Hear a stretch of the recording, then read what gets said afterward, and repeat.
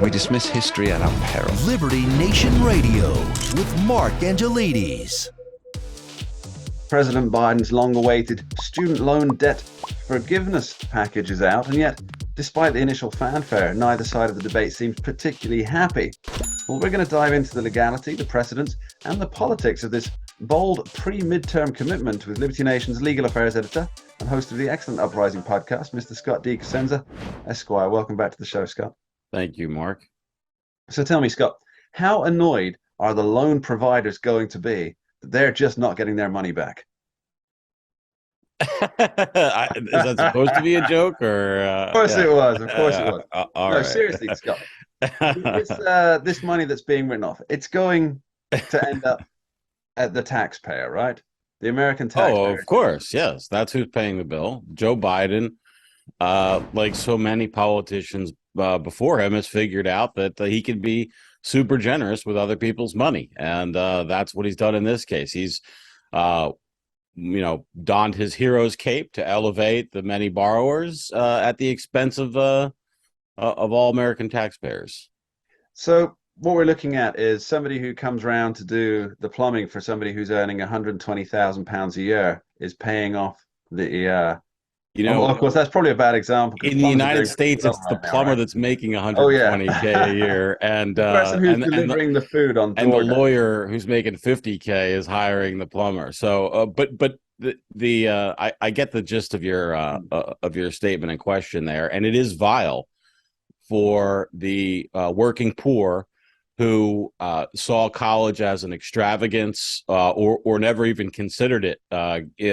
Given their need to support themselves with food and shelter, and independently so, and not wanting to be on the dole, that they now have to pay for, through their tax dollars, the aspirational educational dreams of those who went to college and borrowed perhaps irresponsibly.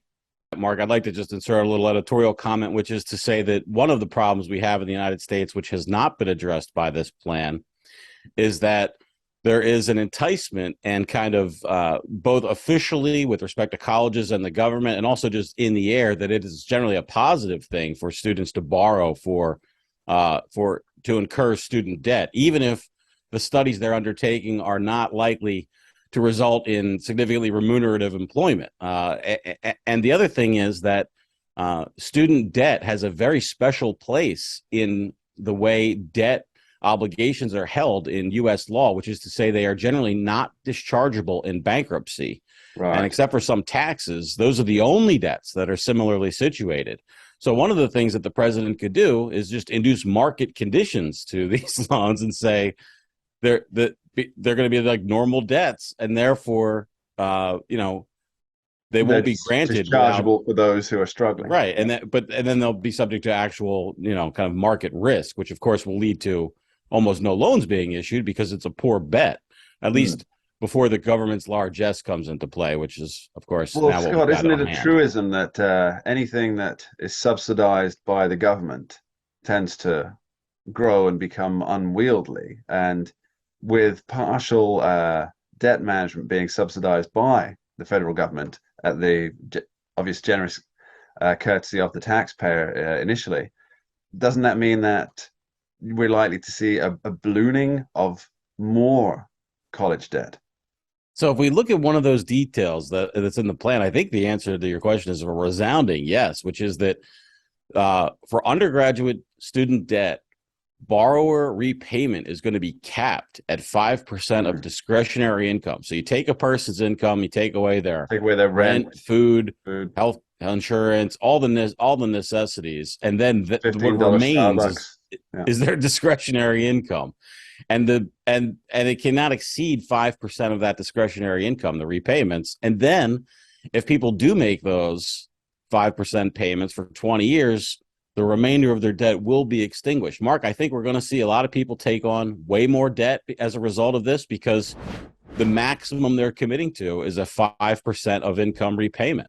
That seems like a good deal for unlimited education opportunities. Why not take 2 PhDs?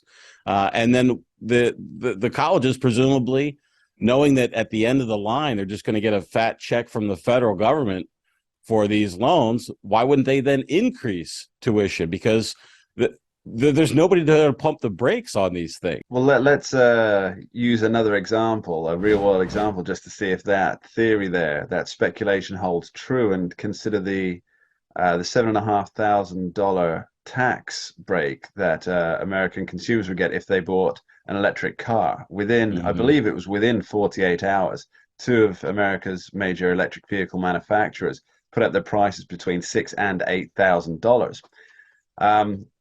So that really, it just kind of wipes out the entire purpose of the tax break. And I can very, very easily foresee this happening in the same situation, Scott. Now, let's talk legality for a moment, because you are, after all, one of the bejabbeted brethren. Now, House Speaker Nancy Pelosi, she made it clear in a press conference some months ago that this cancellation or this removal of debt was something that the president could not do. And yet he has, with a signature, committed the government to suck up billions of dollars. I believe Penn Wharton estimated at over $600 billion. By the way, that's an estimate. Could be double that. Who knows? Absolutely. One of those, most of those estimates that I've seen. Let me get to the legal part, Scott. I've got a follow-up question on that. So this will eventually go to the taxpayer, $600 billion, at least, we figure. What changed her legal understanding between then, when she said a president couldn't do it, and now when she's congratulating the president? Since that time, the president has done it. And that will hold up well in a court of law, in your opinion, Counselor? Well, her statements will not be admitted in the court. I imagine that this will be the years down the line. They'll get some ruling, and perhaps the court will find it non-justiciable, or agree with one side or another. I can tell you that the law itself that allowed this, the HEROES Act, I believe, of 2003. 2003.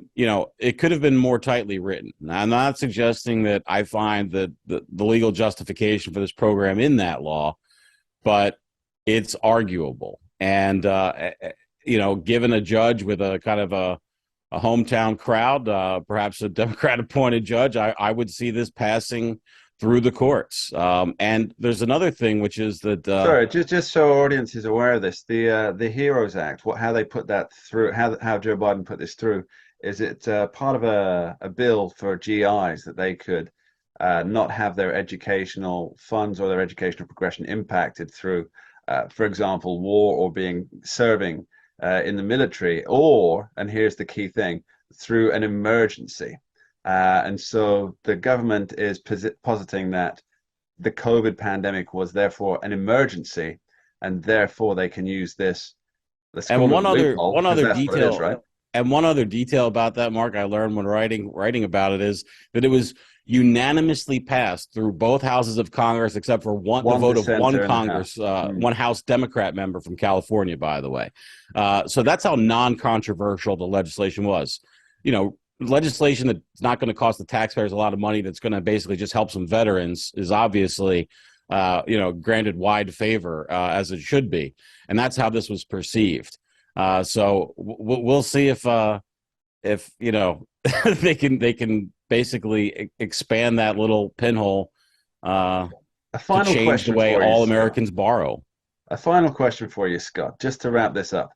The saying, there's nothing quite as permanent as a temporary government program. Is this going to be the new norm now? Yes. Forever and ever, at ever increasing expense. It's such a huge benefit. I can't imagine people, once they get it, willingly giving it back. We've just found eternity in the stroke of Joe Biden's pen. Scott D. Cosenza, thank you ever so much for your time. Thank you, Mark. And that's all we have time for this week on Liberty Nation Radio. Thank you to our guests, Tim Donner, Dave Patterson, Scott D. Cosenza, and you, the listener, for being here. Final thought to leave you with. In 1986, President Ronald Reagan said, "The 9 most terrifying words in the English language are, I'm from the government and I'm here to help." Now, I think he's been proven time and time again right on this. When debt relief is handed out to some who may have irresponsibly borrowed, that cash comes directly from the taxpayer. Now, Joe Biden says he wants to help the struggling lawyers, doctors, gender studies graduates, But to do so, he places the burden on everyone else.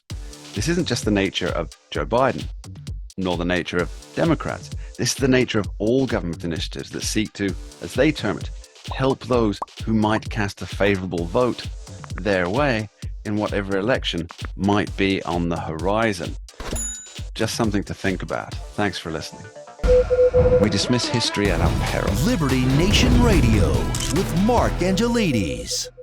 We're doing it for real, really real. Liberty Nation. And Jeff Charles, contributor for I think LibertyNation.com. we're starting to make an impact. Liberty style, fight for freedom. The tracking poll sponsored by Liberty Nation for Guess what? Thursday. We're doing it. Mentioned by Dan Bongino, Rasmussen, Jordan Peterson, and I others. can do it again if you want me to. Cited in Mark Levin's American Marxism. I think we're starting to make a really big impact. Get noticed. We're doing it. Rock on. I'm gone.